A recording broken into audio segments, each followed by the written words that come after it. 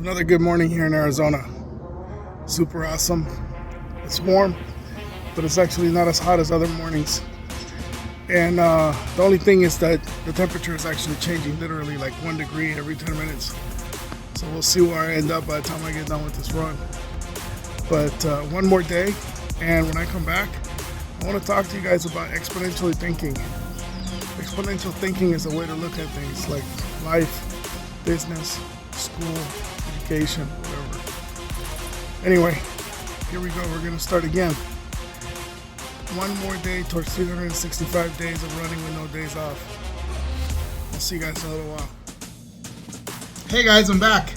Hey, it took me a minute to get back to get to this video because I had a couple of pressing things that I needed to address this morning when I came back from my run. But I wanted to tell you that today's run was different. It was. I was wide awake. I was excited. I got out there. I chased it. I ran a little longer. You know, today is day 16, which is super, super exciting. I'm already 16 days into this challenge.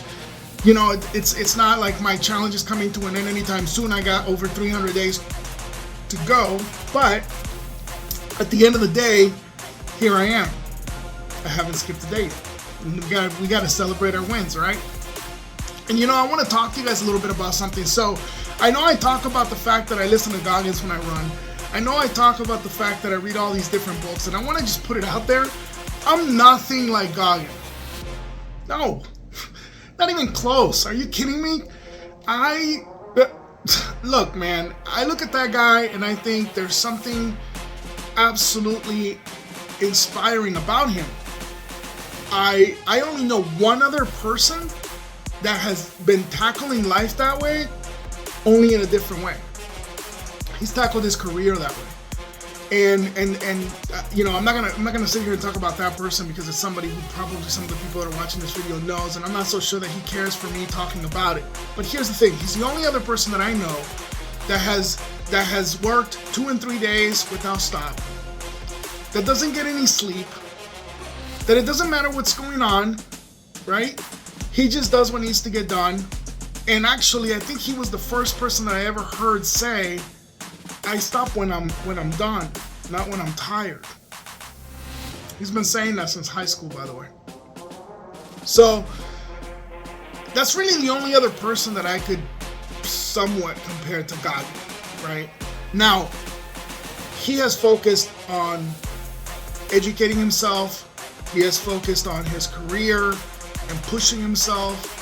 And he never looked at where he came from as a limitation. He looked at it as, this is where I came from, and I'm going to do better. And that has been his attitude his whole life. And he's just amazing that way. And those who know who I'm talking about, some of you might already know. You know that's what it is. But I want to just set it out there. I'm not Goggin, man. I'm not trying to run 250-mile races. I'm not.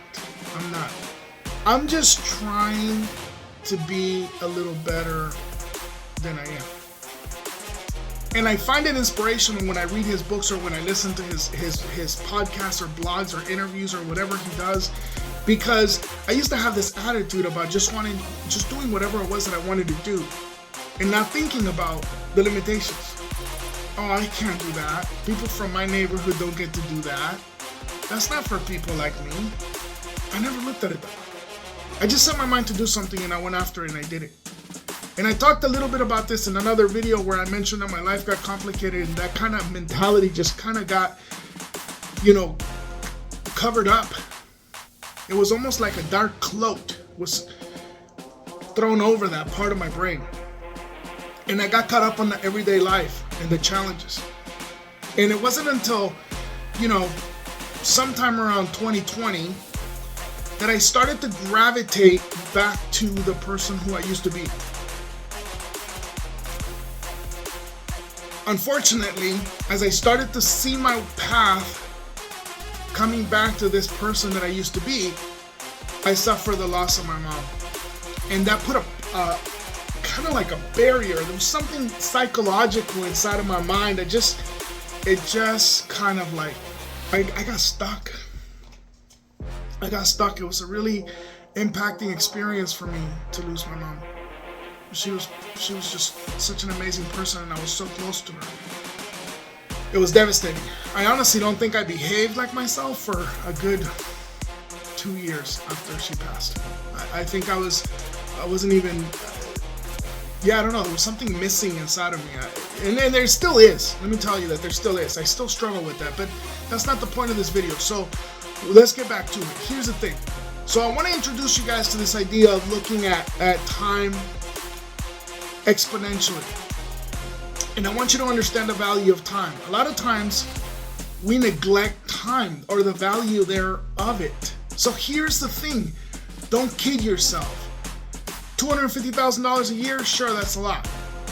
A 7-bedroom, mansion on the top of a hilltop, sure, that's awesome. There's value in there. Yeah. Worthless when you compare it to time. Because if you lose that house, you can always replace it. If you lose that car and you wreck your car, your insurance, whatever, boom, you got another one. If you lose time, if you waste time, if you let it slip through your fingers, you can't get it back. I want you to really think about that. Sometimes in life, we get upset. We get upset with people we know. We get upset with family. And we decide maybe, you know what? I don't talk to that person for a while. Or sometimes we just simply neglect people that we love. We're too busy. Our career, the nightclub, the going out with our friends, right? I spent a lot of time going to nightclubs when I was younger. I was one of those guys. I enjoyed going to a club. I enjoyed DJ concerts. I was all over it. But I can genuinely tell you right now that if somebody came to me and said, listen, if we can take away every single hour from your past, if we can subtract it, and you won't have those experiences anymore, you won't remember any of what happened at any of those nights that you were at a nightclub. In exchange, though, we're going to give you 10 minutes. You get 10 minutes to have coffee with your mom. I wouldn't even think about it. It wouldn't even be a thought to make that compromise. Not one night at a nightclub, not one hanging out with my friends at a concert. I love my friends. I love my friends. I love the people that have been around me in my life. But I can tell you right now that if I had to give up every single one of those memories for just 10 minutes to have coffee with my mom, I would drop that. I would in a heartbeat. So when you're thinking about how you're upset you are, think about the time that you're spending upset. Because you can spend your time upset or you can spend your time happy. You can make the best of your time. Now, what does that all mean as far as the exponential view of time? What I'm trying to convey to you right now is how valuable time is. It is truly the number one asset. The most valuable thing that we have is time, because when it's gone, it's gone. I can't bring my mom back. I can't have 10 minutes. I can exchange memories for a minute with her. Okay? So now that we understand the value of time, let's talk about action and reaction. Every action that you take has a reaction. You get up in the morning, you'll run for 365 days, you're going to lose weight, you're going to feel better, you're going to be in better health, your heart's going to love you for it. There's a reaction. That's it. If you decide not to do it, and you decide to rather spend your life with lack of inertia. By the way, inertia is something in motion that doesn't stop, that's just going perpetuating through time and space and in action. It's inertia. So lack of inertia means you're sitting there still and time is passing. Because see, even the lack of action has a reaction. When you're sitting around doing nothing, things are happening because of it. time is passing by. Your life is passing you. While you're sitting there watching TV, while you're sitting there staring at a wall, while you're sitting there scrolling through your phone, looking at, cats talking to dog videos or videos about kids falling on their skateboards and their bicycles or I don't know, whatever. That inaction, that just sitting around doing nothing is actually causing a reaction, whether you like it or not. Recently, I was listening to a man who was talking about choosing your heart. He said, life is hard. It doesn't matter what you do. It doesn't matter what you do. Getting up in the morning, putting on your shoes for 365 days and running a mile or 2 miles or 3 miles, whatever it is not easy. It is hard. It's hard. Maybe not David Goggins hard. He's running 200 miles, right? But I guarantee you, it's not an easy thing. So, here's the thing. You can choose that heart. Or, you can choose the other heart. The other heart is you don't do it. You don't do it. Every year you put on 30 pounds. Okay? Your arteries are getting clogged. You're in and out of hospitals. The doctor's putting you on medication. Because of all the medication that you're taking, your kidneys are just being destroyed. Your liver is having issues. You keep gaining more weight. You're feeling bloated. Well, yeah, because you're taking all this medication that's destroying your organs because you're trying to control your heart rate because your weight and your arteries are not supporting you the way that they're supposed to, right? So then you're spending the next 20, 30 years in and out of hospitals having conversations about how I'm struggling with some health problems. What's harder? Getting up in the morning, putting on your shoes and going for a walk? Or finding yourself between the age of 45 and 65 in and out of hospitals, passing kidney stones, having surgeries, complaining about your back pain because your belly is so heavy that it's causing stress on your spine. Choose your heart. Right? Exponential time. Let's talk about it. Exponential time is this idea that an hour doesn't have 60 minutes. Okay? An hour can be exponentially viewed and exponentially grown and exponentially maximized. Okay? So I learned about this concept this year and I started implementing it in my house. Right? I have a kid. She goes to school. And in school we are trained, I was trained to look at time linear. Time is this linear thing. Time is this linear thing. Like you get up in the morning, you have coffee, you eat breakfast, you drive to work, and you do these things. You go to school and you go to first and second grade and third grade. It's this linear thing. No, it's not. It's not linear at all. Time could be multi-layered, exponential. And the problem is that nobody teaches us this, okay? Nobody takes you in high school and says, hey, let me show you how to exponentially look at time. No, you have to seek this knowledge. And the other thing they don't teach you in high school is that you have to go out into the world and seek the knowledge.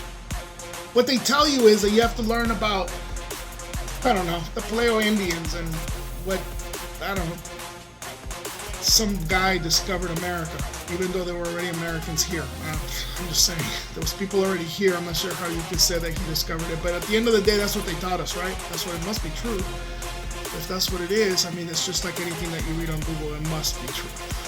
So, here's the thing. When you look at time exponentially, and you start implementing this concept, now you're looking at time in a way that 10% of the population look at time. The 90% of the population that's looking at time in a linear way is actually looking at time in the way that they want you to see it, because the 10% that looks at it exponentially is controlling 90% of the wealth, therefore controls the 90% that is looking at time linear. I'm going to say that again. The 10% of the population that is looking at time exponentially controls 90% of the wealth, therefore controls the 90% of the people that look at time linear. So when you get up in the morning and you go to your job, you're working on a linear time view. Exponentially looking at the time instead of linear would mean that the number of employees that contribute to a greater good of the company, that generates more income for the owner of the CEOs and the investors of the company, they are exponentially getting more hours of production by the number of employees that are actually contributing to the product, to the outcome. Is this a bad thing? No. It's just the rules. It's just how it works. There's 10% of the population that are out there and they're building these tools. Right? They're building these tools. Microsoft, they build this software. Windows. They built it and they sold it millions and millions and millions and millions of times. And then every year they send you the bill for the renewal and the upgrades. People that write books, they spend, 6 months, a year writing the book, whatever it is. But the book sells millions of copies. So if they spend 300 hours writing the book, but they sold 1 million copies and they made $5 every time the book sold, then that means that they sold not 365 hours of work, but exponentially they got more out of that 365 hours that they put into writing the book. There's people out there that are doing apps. They're building apps and they're selling the apps. And if it takes 6 minutes for a person to use the app a day, and it's linear, then that means that only 10 people can use the app in an hour. That's one way to look at it. If it was linear, then only 10 people can use it for 6 minutes. Because then that's it. There's no more time. The hour's up. But if you stop looking at time in this constrained, linear way, then you realize that the app can be sold to 100,000 people. And therefore 100,000 people can use the app in the same hour.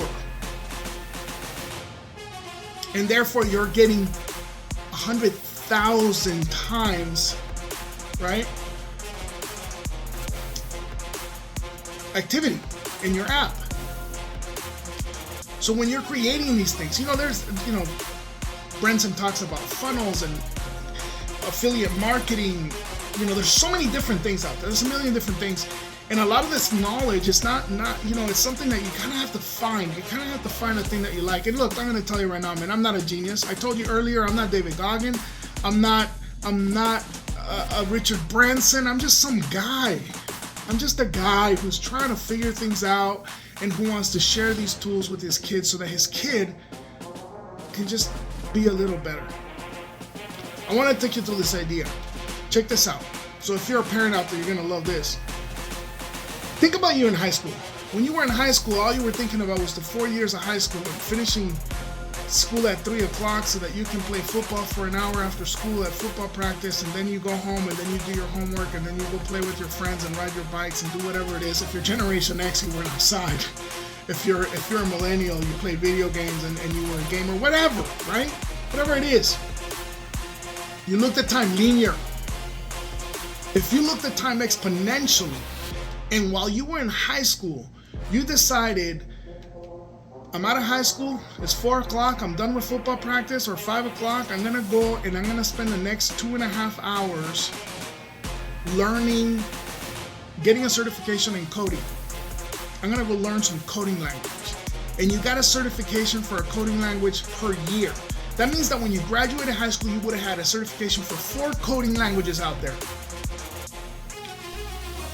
You were basically a full-blown developer by now. And going into college, you would be looking at making $80,000 a year part-time. What would that have done for your college? Not to mention, what would that have looked like at the college application when you were talking about how you learned 4 coding languages while you were in high school and you are certified? Or maybe you got a project management certification or a scrum management certification or agile, whatever methodology, I don't know, whatever. You just started exponentially growing into the things that you needed to learn so that it could make you more dynamic while you were in college, right? So I wish somebody would have told me that. I would have looked at life a lot different. Look, I've always been this guy who does whatever he wants to do. I talked about it earlier in another video. My life got complicated. That part of my life got a little clouded. And I'm gravitating back to the person I used to be, slowly, gradually, really slow, right? But at the end of the day, you know, when I wanted to mix music, I started organizing my own parties and I started mixing music. When I wanted to learn how to build motorcycles, I decided, you know what, I'm moving to another state. I'm gonna go learn how to build motorcycles. I just made up my mind and I did it. That's it.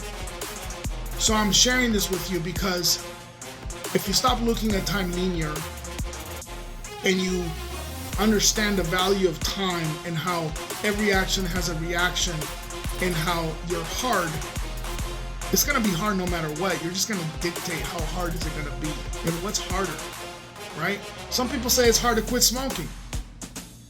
Okay, well, if you ever look at somebody who smoked their whole life and they're walking around with an oxygen tank and they can't tie their shoes and they can't walk from the car to the front door at Walmart, that looks pretty rough, man. It looks rough. I don't want to be that guy. That seems a lot harder to me than simply saying, I'm done smoking. Right? It's hard to quit doing drugs. Whew. The other day I saw this dude who was literally, his legs were standing up, but the rest of his body was hanging over. Like his head was at his knees and his hands were dragging on the ground. And I don't know how many hours he was there because I drove past him, you know, on this, but he was at a bus stop. I drove past him, and then about 40 minutes later, I'm heading back home, and I drove past him again, and he was still standing there. That, to me, is hard. I don't ever want to do drugs. I don't want to find myself hanging from my waist, ever, in that position, right? So to me, that's hard. Choose your heart. Anyway, this is a little bit of a longer video, but I did want to introduce you to some of these concepts. I'm going to talk about them periodically. More than anything, I hope that my videos inspire you to do something. For the next 365 days, think about a challenge. How do you want to grow? It doesn't matter what you pick. If you decide that you're going to walk for 30 minutes for 365 days and go out there and do it. If you want to pick up a book and make sure that you read, 20 minutes every day, do it. Do something. Take yourself from where you are to the next level. Make it challenging. Look, if you're already reading every single day, then that's not a challenge. You're already doing it. Take yourself to the next challenge. Do something challenging. Your brain grows when you push it to do something that you haven't done or something that you don't want to do. I hope my words have inspired you. Think of time exponentially, help you think of time exponentially. And I hope you're enjoying these videos, man. I look forward to the next one, and have a wonderful day. Take care.